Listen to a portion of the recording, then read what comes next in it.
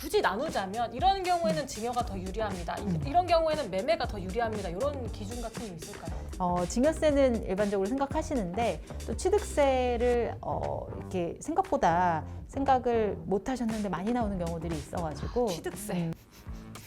어디서 냄새 나는 것 같지 않나요? 새는 돈 냄새 맡아드리겠습니다. 복잡하고 어려운 세무 직접 전문가를 찾아가자니 시간도 없고 돈도 비쌀까 봐 걱정되시죠? 현직 세무 전문가가 직접 여러분의 고민을 해결해 드립니다. 안녕하세요. 절세해서 크크크 웃음 난다 세테크크크 진행을 맡은 조선일보머니의 이영지입니다. 네, 오늘도 함께 이야기 나눠보실 전문가 모셔봤습니다. 안녕하세요. 안녕하세요. 네, 시청자분들께 한번 소개 부탁드립니다. 안녕하세요. 삼성증권 텍스센터장 김혜나입니다. 반갑습니다. 세테크크크. 네, 오늘도 한번 이어서 이야기를 나눠볼 텐데요. 네네. 증여를 할 때에 대해서만 이야기를 나눠봤어요. 네네. 근데 만약에 제가 돈이 부족한데 부모님께 그럼 빌리겠다. 네. 제가 빌릴게요. 네. 이렇게 하게 된다면 이걸 어떻게 진행을 해야 될까요?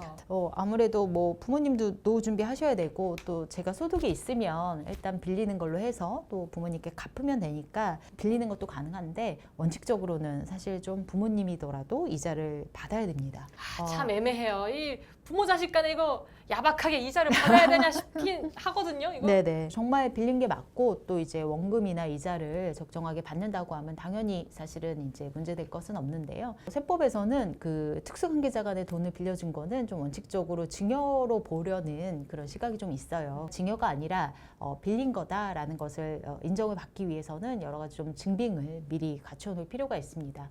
그래서 자녀한테 빌려준 그런 사실을 좀 명백하게 뭐 차용증이라든 거 자금의 흐름도 정확하게 좀 준비를 해놓으면 당연히 이제 대차 거래로 인정을 받을 수가 있습니다. 그럼 이렇게 차용증을 써서 이렇게 문서화한다고 하면 어떻게 써야 될까요? 좀 쓰는 것부터 좀 막막할 수 있거든요. 네네. 그래서 일단 돈 빌려줄 때 차용증을 작성을 해야 되는데 이제 적정한 이자나 원금 그런 이제 변제 방법을 정해야 될 거고요. 거기 따라서 이제 이자나 원금 뭐 변제가 이루어지면 특별히 뭐 문제될 거는 없는데요.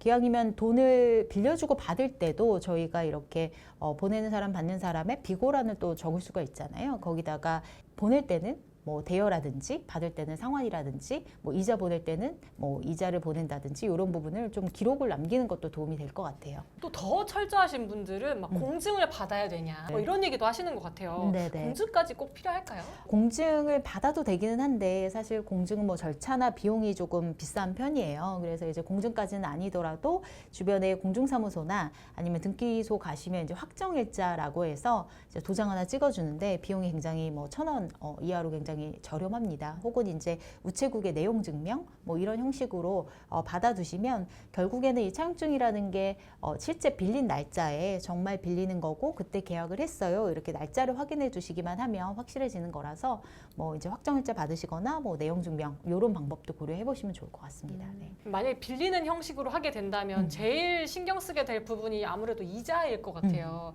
뭐 은행 이자를 보통 뭐 생각을 하게 될 텐데 네네. 근데 또 가족끼리인데 뭐 그렇게까지 할 것까지는 뭐 1%, 뭐 0.5%, 뭐 그렇게 만약에 진행을 하게 된다면 그래도 네. 문제 없을까요? 뭐 일단은 세법에서도 기준을 정해야지 뭐 많이 받았는지 적게 받았는지 이제 판단을 하니까 지금 현재는 연 4.6% 이자를 적용을 하고 있습니다. 그래서 4.6%보다 적거나 아니면 너무 많이 주거나 이렇게 되면 이게 이제 적정한 이자 차이에 대해서 증여냐 아니냐 이런 부분을 이제 판단을 하게 되는데요. 여기서 중요한 것은 이제 실제 4.6%로 세법에서 정하고 있는 그런 적정한 이자랑 실제 주고받은 이자랑 차액이 연간 1,000만 원 이상이어야지 이제 증여세 과세 대상이 된다는 겁니다. 그 실제 이자랑 이 4.6% 이자율을 적용했을 때의 이자랑 이 차이가 1,000만 원 이하면 봐준다는 거네요? 아버지가 이제 결혼할 때 자녀한테 뭐 증여공제도 하시고 뭐한 1억 정도는 무상으로 빌려준다. 뭐 나중에 이제 월급 받으면 좀 갚아라 이렇게 말씀하신다고 하면 원금 1억 원에 연 4.6%를 적용하면 이자가 460만 원이잖아요. 그런데 이제 이 금액이 연간 1,000만 원을 넘지는 않기 때문에 증여세가 과세되는 정도는 아니라는 거죠.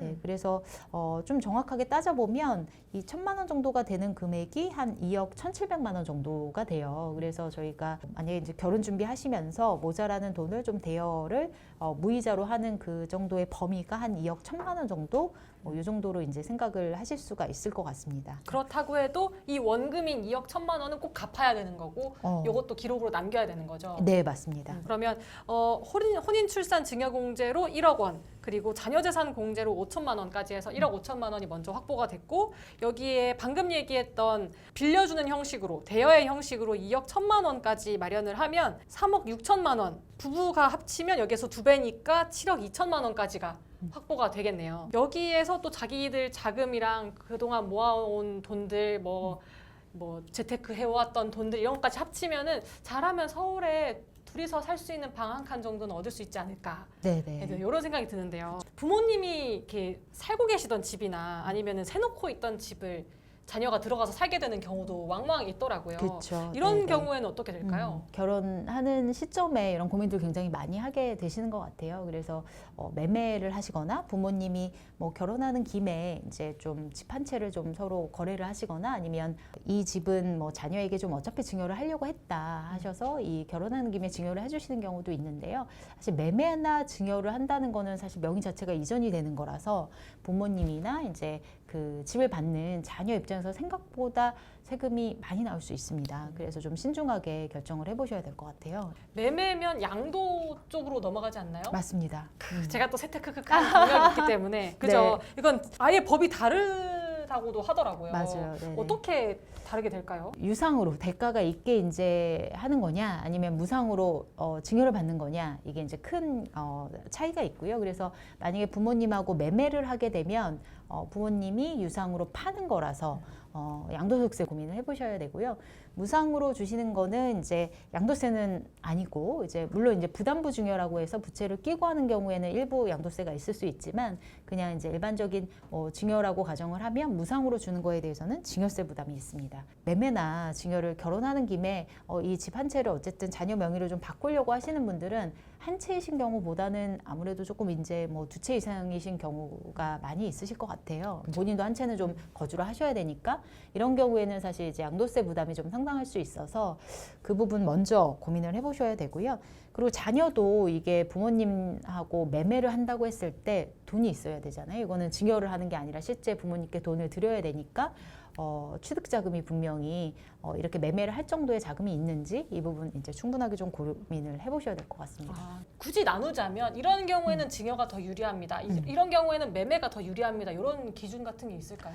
여러 가지 이제 케이스 바이 케이스이긴 한데, 그래도 저희가 조금 이제 정리를 해보자면, 만약에 이제 부모님이 그냥 1세대 1주택이시거나 일시적으로 뭐 지금은 주체지만 곧 1세대 1주택이 될 거라서, 만약에 자녀한테 집을 매매해도 양도세 부담이 거의 없다, 이러면 조금 더 편하게 매매 쪽으로 고민을 해볼 수 있을 것 같고요. 그리고 자녀도 그동안에 돈을 허투루 쓰지 않고 열심히 모아놨다, 그래서 이제 부모님께 집을 매수할 수 있는 여력이 좀 있는 경우에는 매매도 고려해볼 수 있을 것 같습니다. 왜냐하면 그 매매를 한다고 하면 자녀 입장에서는 조금 싸게 집을 부모님께 받을 수 있는 그런 범위가 있거든요. 예를 들면 이제 한 시가 10억 원짜리 집을 7억 정도로 자녀가 취득을 해도, 이게 이제 특수관계자 간의 저가 양수도의 범위가 3억 원 또는 시가의 30% 이내에서 이제 저가 양수도를 하는 게 가능합니다. 그러니까 아무래도 좀 여력이 되시면 자녀가 싸게 취득하는 그런 부분이 있을 수가 있죠.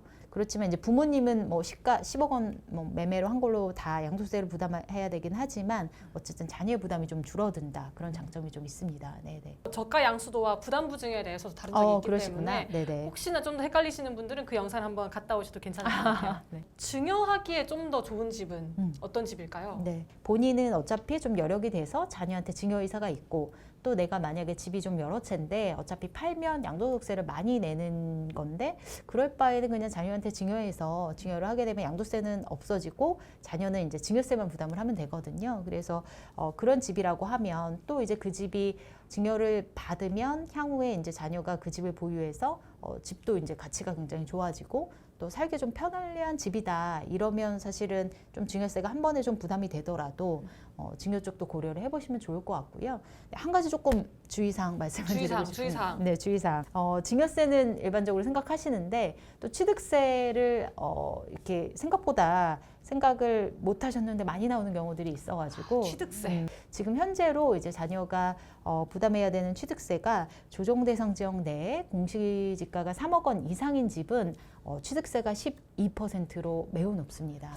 조정 대상 지역이 아니거나 이제 만약에 조정 대상 지역이어도 1세대 1주택 한 채를 가지신 부모님이 증여하시는 경우에는 3.5% 세율이라서 어느 정도 예상을 하신 범위일 수 있는데 그렇지 않은 경우에는 취득세 부담도 또 만만치 않을 수 있어서 이제 증여를 계약하시는 경우에는 증여세와 더불어서 이제 취득세도 꼭 같이 고민해 보시면 좋을 것 같습니다. 네. 아, 이게 정말 고려할 게 너무 많네요. 증여하실 부모님이 주택이 몇 채인지, 자녀가 지금 어떤 상황인지, 자금이 맞습니다. 여력이 어느 정도나 있는지, 그렇죠. 이 집이 또 어디에 있는지, 또 취득세까지도 봐야 되니까 네. 만약에 정말 이런 계획이 있으시다면 정말 경우의 수를 많이 따져보시면 더 좋을 것 맞습니다. 같습니다. 네. 네네. 결혼할 때 들어오는 축의금, 이 축의금을 어떻게 다뤄야 되는가, 이 소중한 축의금, 자녀가 가져가는 경우 요걸 가지고도 세금이 매겨질까? 요게 좀 궁금할 것 같거든요. 맞아요. 많이 받는 질문 중에 하나입니다. 그래서 사실 결혼은 신랑 신부의 행사기도 하지만 이제 혼주 부모님 행사기도 하잖아요. 그래서 결혼식에서 축의금 받게 되시면 축의금 받은 걸로 사실 그날 좀 식대도 계산을 하신다든지 이런 비용으로 쓰시는 거는 사실 크게 걱정을 안 하셔도 될 것 같은데 좀 축의금이 많이 들어온 경우에 남은 축의금 이거를 이제 부모님이 본인 통장에 넣으셨다가 이거를 자녀에게 뭐 이체를 하신다던가 이런 경우들이 있어요. 이게 뭐 결혼의 행사에서 받은 돈인데 그럼 뭐 자녀의 돈이지 않을까 이렇게 생각을 하시는 경우도 있는데요. 이런 경우는 사실 엄격하게 말씀을 드리면 이제 증여에 해당이 될 수가 있습니다. 왜냐하면 이제 부모님의 손님이 부모님 앞으로 사실 축하금을 주시는 거잖아요. 그동안에 부모님이 얼마나 많은 행사에 가서 그동안 축하금을 뿌린 그걸 결실을 거둬들이는 그러시죠. 날이죠. 네. 그래서 이제 엄격하게 보면 이제 부모님의 손님이 주신 거는 부모님 앞으로 주신다고 하면 그 축하금은 부모님의 자금이고 뭐 이제 자녀가 본인들의 뭐 친구나 온 거는 당연히 본인의 자금이 될 수는 있는데 이제 부모님 앞으로 오신 축하금을 자녀한테 이렇게 이체를 하거나 이러면 사실 엄밀하게 말하면 이제 증여에 또 해당이 될 수가 있습니다. 그래서 축하금, 축의금을 자녀가 좀 활용을 하시려고 하면 요즘 이제 청첩장에 축의금 계좌나 뭐 이렇게 써놓는 경우들도 있는데요. 이때 이제 그 축하를 바로 그냥 자녀가 직접 받도록 이제 축하금을 그 계좌를 이제 자녀의 계좌를 써놓으시거나 지인분들이 혹은 좀 물으실 때 이제 자녀 앞으로 직접 받도록 하실 수 있으면 더 좋을 것 같습니다. 네. 세태 크크크. 제가 그 결혼 자금을 마련하는 방법에 대해서 2회에 걸쳐서 이야기를 나눠봤는데 한번 정리하는 시간이 필요할 것 같아요. 네네. 첫 번째로 혼인 출산 증여공제 활용해보자. 네. 혼인 출산 증여공제가 올해부터 생겼고 1억 원까지 일단은 증여를 받으실 수 있고요. 기존에 있었던 자녀가 받을 수 있는 증여재산공제까지 합산하면 이제 1억 5천까지는 무상으로 증여가 가능하다. 그래서 신랑과 신부 각자 합치면 한 3억 원 정도까지 마련이 가능하다 말씀을 드릴 수 있고요. 두 번째로 만약에 3억 원으로 좀 부족하다. 이참에 좀 자녀 결혼할 때 합법적으로 조금 더 증여를 하신다고 하면 과세표준 구간이나 세율이 좀 변경이 될 수 있어서 내년에 세법 개정안 확정되는 좀 추세를 봐서 올해나 내년에 시기를 좀 조절해보자. 그렇게 말씀드리고 싶고요. 세 번째로 대여, 무상 대여가 가능한 선에서 자녀에게 돈을 빌려줄 수 있다. 이럴 때는 좀 주의할 점이 차용증도 꼭 쓰셔야 되고 돈이 오가는 그 자금 거래에 대해서 특히나 원금이나 뭐 이자를 받는다고 하면 그런 상환 거래를 잘 준비하자.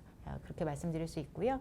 그리고 만약에 결혼할 때 본인 그 부모님께서 집을 매매나 혹은 증여로 해서 자녀한테 좀 주신다고 하면 그럴 때는 정말 다양한 상황이 있습니다. 그래서 어떤 때는 뭐 저가로 조금 매매하는 게 나을 수 있고 어떤 때는 온전히 증여하는 게 더 나을 수 있어서 이런 경우에는 가능하시면 이제 세무 전문가랑 좀 신중하게 상의를 하시고 증여나 매매를 선택하시면 좋을 것 같습니다.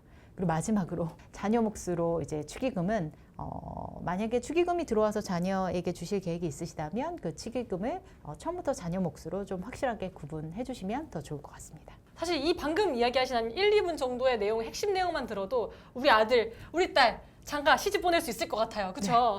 네, 그러면 저희 오늘 한번 그 결혼 자금 마련에 대해서 우리 자녀 결혼 자금 마련에 대해서 한번 이야기 나눠봤는데 어떠셨나요, 센터장님? 너무 재밌고 또 영진님하고 같이 하니까 시간이 순삭이네요. 금방 지나가네요. 아유, 네, 또 오늘 재밌었어요. 너무 처음 뵀는데도 유려하게 말씀을 해주셔서 아주 무르르듯 지나갔습니다. 네, 그 결혼까지 가는 그 선까지도 그 결말까지도 아주 물 흐르듯이 지나갈 수 있도록 네, 우리 세테크크크와 끝까지 함께 해주시면 좋을 것 같습니다. 네, 오늘 절세해서 크크크 웃음 난다 세테크크크 여기까지 마무리해보도록 하겠습니다. 감사합니다. 감사합니다.